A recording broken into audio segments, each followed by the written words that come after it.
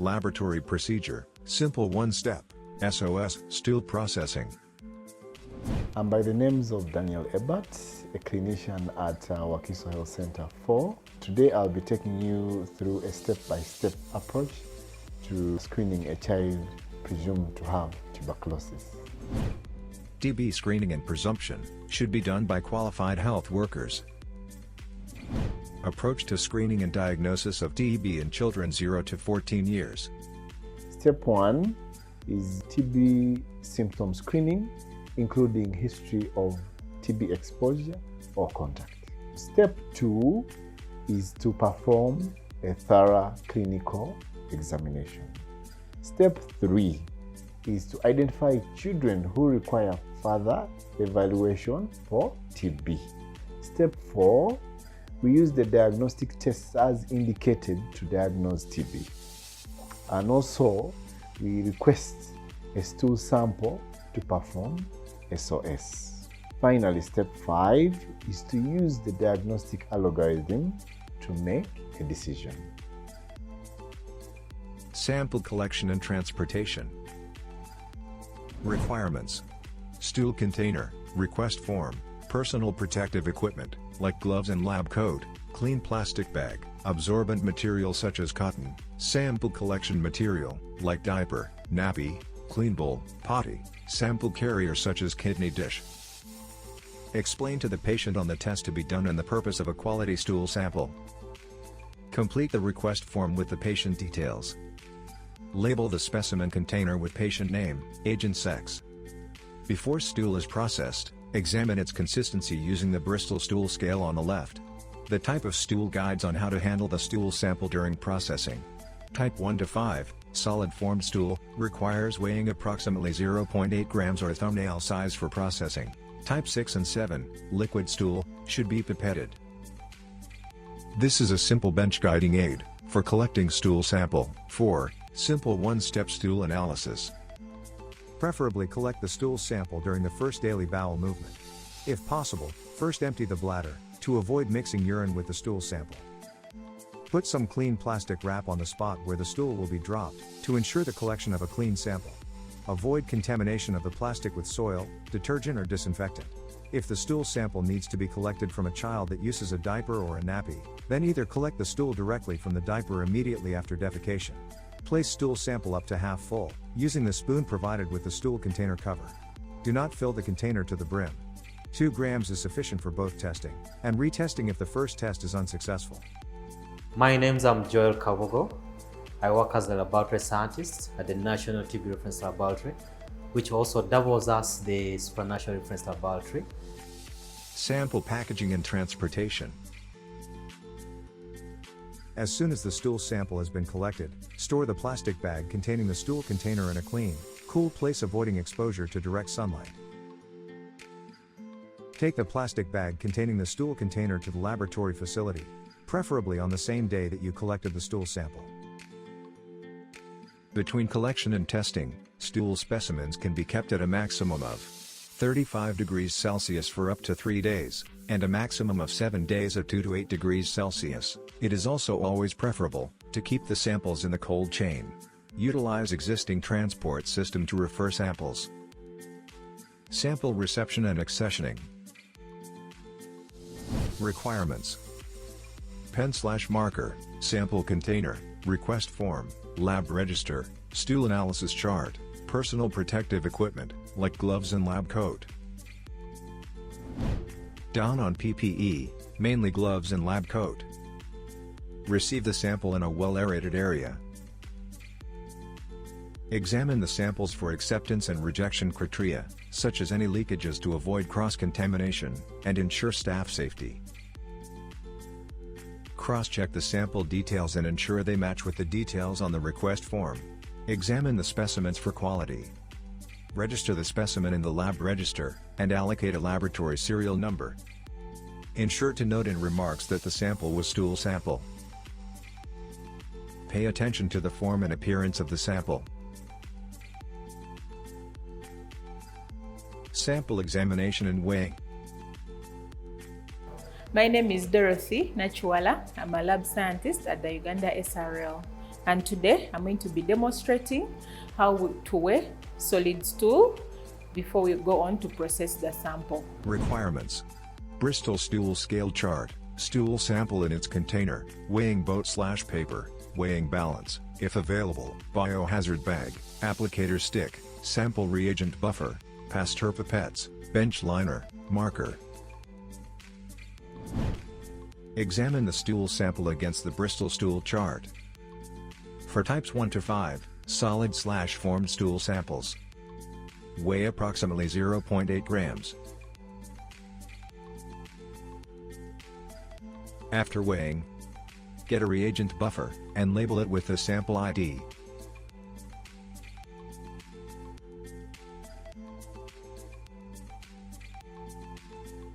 Transfer the sample to the well-labeled sample reagent buffer. Then you shake. If you do not have a weighing balance, approximate a thumbnail size of the solid sample. After estimating the solid sample, transfer the sample to a well-labeled sample reagent buffer for processing. Then you shake.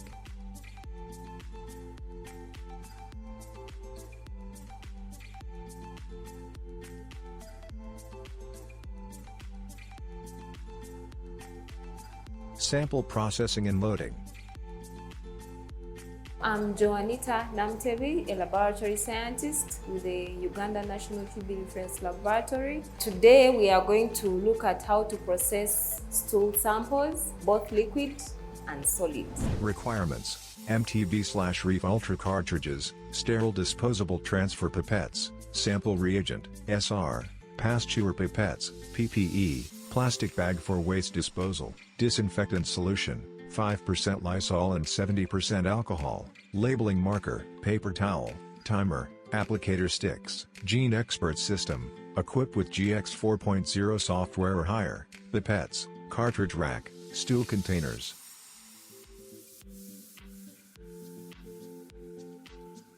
We shall start with liquid sample processing. With a liquid sample in the sample container, label the reagent bottle with the sample ID. Uncap or make loose the reagent bottle. Remove 2 ml of SR from reagent bottle, to create enough space for sample processing. Discard into a jar and you can use the same pipette to pick the sample. Replace the 2 ml of SR buffer that is removed, with 2 ml of stool sample.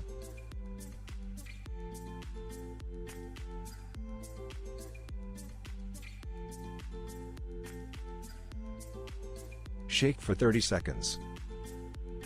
Incubate at room temperature for 10 minutes. After the 10 minutes, shake for 30 seconds. Untighten the lid a little, to avoid sample supernatant mixing again with residues. Incubate at room temperature for 10 minutes. Label the expert cartridge with the correct patient ID. Hold the bottle in one position with one hand on the table, to avoid mixing the supernatant with the settled residues. Remove the lid carefully without shaking the bottle. Aspirate 2 ml at once of the supernatant and transfer to the labeled expert cartridge.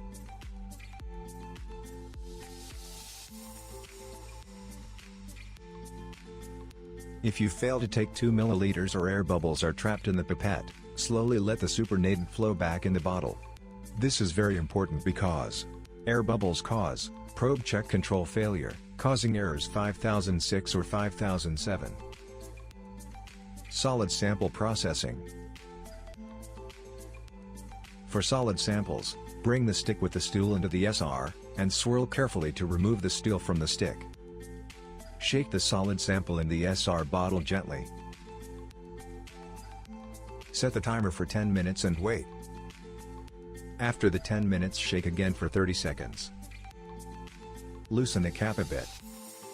Make sure it is closer to you. Label the Gene Expert cartridge with the sample ID.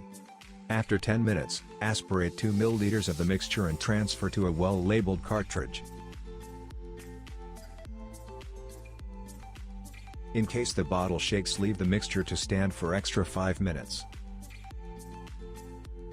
Do not pick bubbles. At this point the mixture is ready to be transferred to the GeneXpert machine.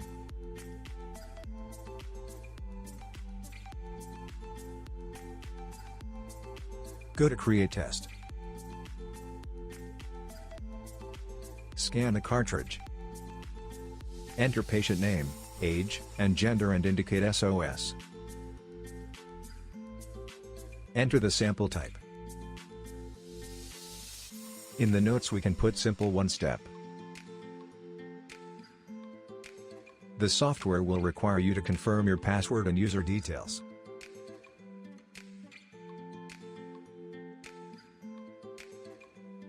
You will be allocated the module to put the cartridge.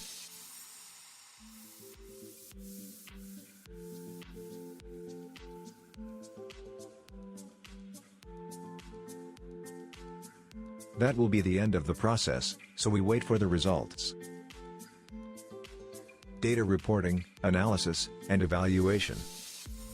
My name is Joel Kabogo.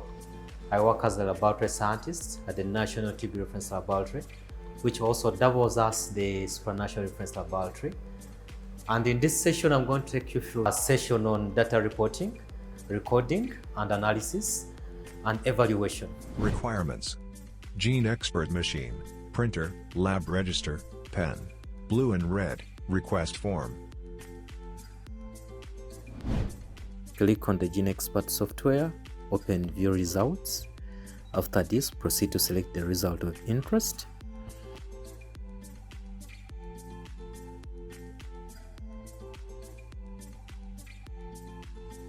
Print this result and it is ready for writing in the laboratory register and on the request form.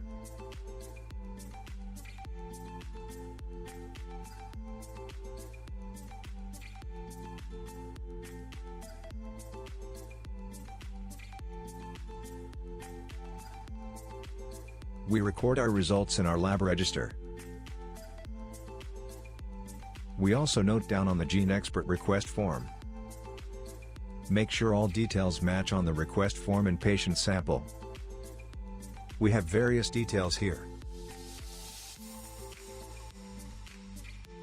Since our results was MTB not detected, our reef resistance will be not applicable.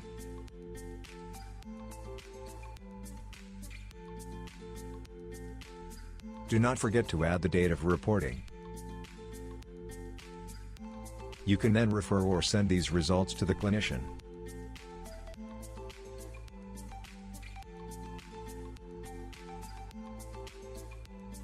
Sign off the results after review.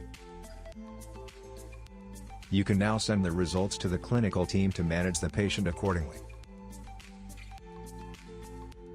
Note down the results in their different sections in the lab register.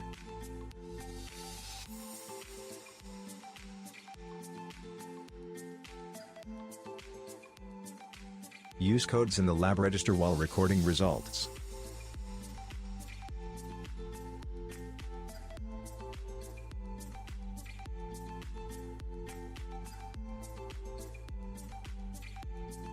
For invalids, or error results, repeat the test with a fresh sample processing run on the same sample. A negative result does not exclude TB. If a stool result test is negative, proceed to use recommended algorithm for TB diagnosis to make a decision. The algorithm provides for the use of patient history, including history of TB exposure or contact, clinical signs and symptoms, as well as other investigations such as chest X-ray to support decision-making on whether to start TB treatment or not. If clinical diagnosis of TB is made using the algorithm, initiate TB treatment immediately using the recommended child-friendly formulations. If diagnosis of TB is excluded using the algorithm, manage other disease conditions using the recommended guidelines and reassess the child after 8 weeks. Other results we expect when running SOS 1 is MTB detected, rifampicin resistance not detected. Here we use the first line treatment to manage the patient. Initiate TB treatment immediately using the recommended child-friendly formulations. We can also have MTB detected, rifampicin resistance detected. If you have a bacteriologically confirmed TB patient by SOS who is rifampicin resistant, you have to refer to DR treatment. Another result could be MTB detected, rifampicin resistant, indeterminate. Start first-line treatment, but repeat the test with another sample. If still indeterminate, collect and send another sample other than stool to NTRL for culture and DST. If RR, refer to MDR TB treatment.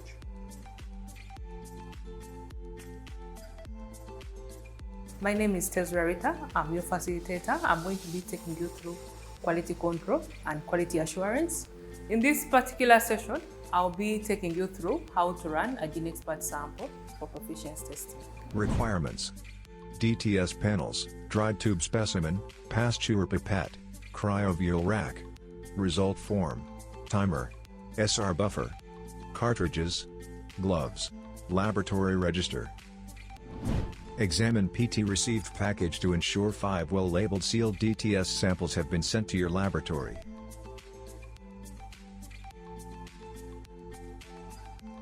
Accession PT samples, and assign them lab numbers. If PT samples can't be tested immediately, communicate to the PT provider, and keep these in a clean dark environment at room temperature.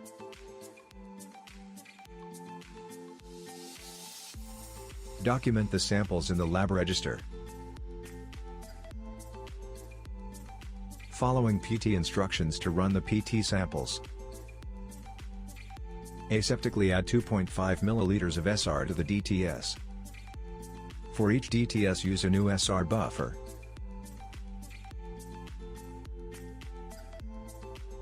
Tighten caps and shake vigorously for 20 times. Incubate sample for 10 minutes.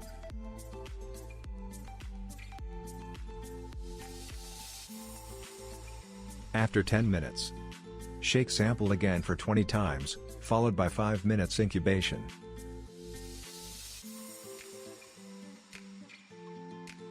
Label the GeneXpert cartridge with the sample ID. Aspirate 2 ml of liquefied mixture, and transfer to a well-labeled cartridge.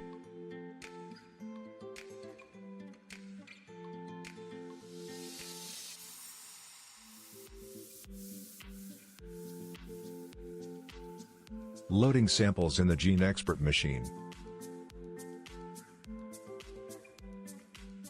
After loading your sample into the GeneXpert cartridge, proceed to create a test. And at this point, the machine will load the software. Then proceed to enter the patient identification number. After entering the patient identification number, you proceed to add the sample ID. So this will be identical to what has been written into the laboratory register. Scan the barcode of the cartridge. After scanning, enter your user password to confirm your account on the GeneXpert machine. The expert machine will then proceed to allocate the module to which this expert cartridge should be placed. So at this point, proceed to load the GeneXpert cartridge into the machine, into the module that has been allocated of the machine.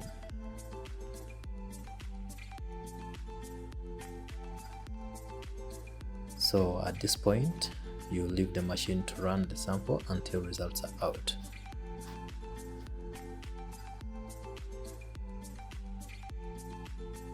The machine will analyze the sample and give results. Record result on the official PT form. The forms allow you to capture the type of error if any is obtained. The form also requires you to capture CT values, which can only be captured as numbers. After capturing all the required information, enter the results into the online portal.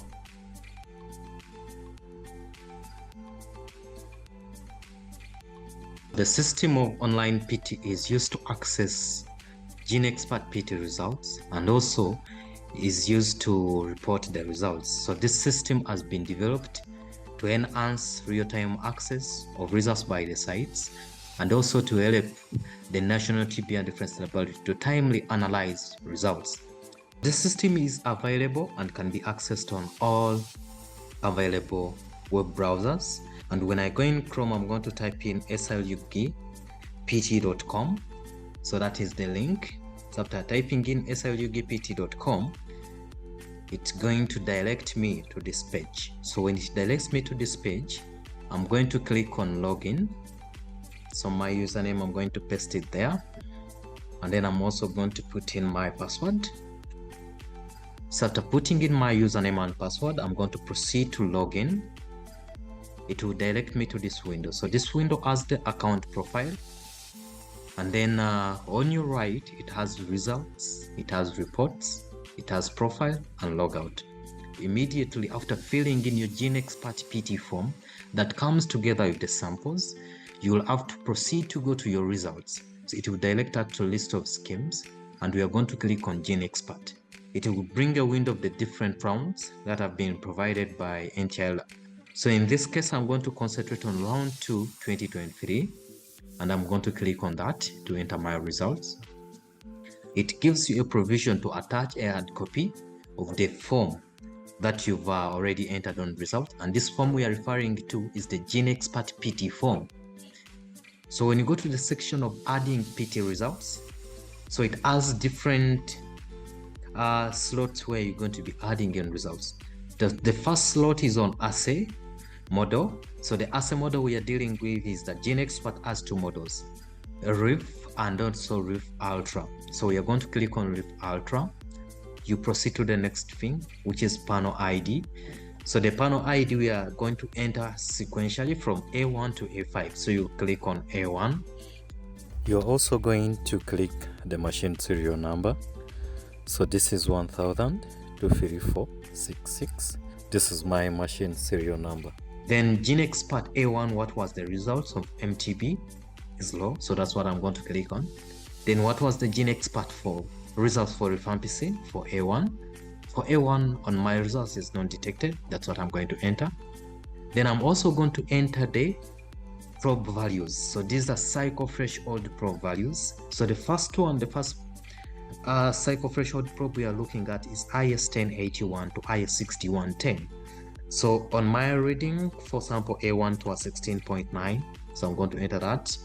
Then the next one is RPOB1, which in this case was 18.9. I also enter that. Then I go to B2, which was 20.1. Then B3, which was 20.2, 20.4. And then the SPC for this sample was 26.7. Then B4 was 20.4. And then the module number for this machine we used to run this sample was A3. And then the GeneXpert expiry cartridge, the expiry date, I'm going to look out for it. So in this case, the expiry was 24th December. So to also the key information to notice or when you receive the panels. So these panels were received in September. So the National TB and Reference Laboratory also sends out the panels in the last week of August and the last week of February of each year. So this time round at my facility, the samples came in on 4th September 2023, and I tested them on 7th September 2023. So I didn't get any error code. So after entering all the information, you need to verify that all the information you've entered is correct. The moment you click add result, the result will automatically upload and do not be able to change it. So at this point, we ask you to always review before you click add results. So I've reviewed and everything is okay, so I go ahead to add result. So the moment I click that, it will save and automatically move on to the next sample. So I'll do this, I'll repeat this until sample A5. So after entering sample A5, so I'll have to proceed to upload my add copy. So let me enter my sample A5 results. So this is IS 1081. What was the reading? This was 16.6. Then B2 was 18.9. B3 was 20.1. To B1 was 20.1. B3 was 19.8. Then SPC was 26.0. Then B4 was 21.0. The module number used was A1. So at this point, I'm also going to add my results. So after adding results, it would bring to me a window which says you have successfully submitted your results. So after saying I've successfully submitted my results, so it tells you please click here to attach your result sheet. So I'll click here to attach my result sheet, and then it will direct me to browse. So when I browse, I'm going to go to where my results have been put. So I've put my results on the desktop and I'm going to look out for them. So my results are here. So I open, and after opening, I'm going to add. So it will show me submitted successfully. My file was uploaded. So that completes my process of submission of PT results. This process should be done for every round, because if you don't upload your results online, they will not be able to be analyzed. So how do you now access your report? The report is always available 6 weeks after the deadline of submission. So you always have to pay attention on the result form that is sent to you. It always has the deadline, and from looking at this deadline, you'll have to just add 6 weeks from this in order for you to know that my report is available. So in this case, when you go to submitted results, we have the different rounds. So you'll just click on the reports and it will direct you to here. So I'll go to round 2. I'll look at feedback report 1, feedback report 2, and summary report. So the moment you click here, automatically it will be able to download the report and you'll be able to print. Thank you.